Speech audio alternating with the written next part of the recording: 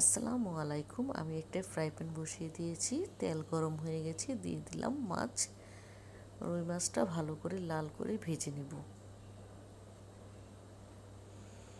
মাছটাকে আমি এখন উল্টিয়ে দিলাম, দিয়ে দিলাম পেঁয়াজ কুচি,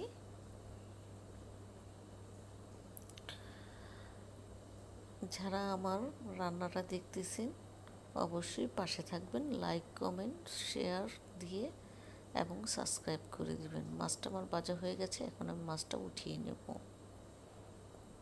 এভাবে রান্না করে খেয়ে দেখবেন, অনেক ভালো লাগে। যারা মাছ খেতে চান না তারাও খেতে চাবেন, এইভাবে রান্না করে খাবেন।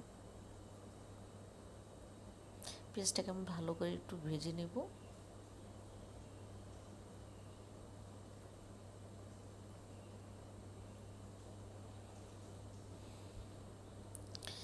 দিয়ে দেবো সামান্য পরিমাণ পানি, দিয়ে দেবো এখন মরিচের গুঁড়ো, হলুদের গুঁড়ো। ভালো করে এখন মশলাটাকে নেড়ে চেড়ে কষিয়ে নেব।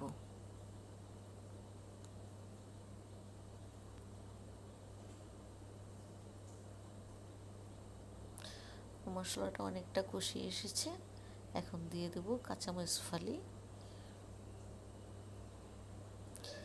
দিয়ে দেবো এক টুকরো মাছ, দিয়ে দিলাম পরিমাণ মতো পানি।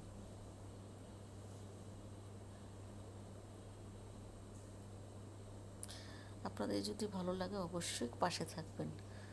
আমার রান্নাটা হয়ে গেছে। আসসালামু আলাইকুম, আল্লাহ হাফিজ, সবাই ভালো থাকবেন।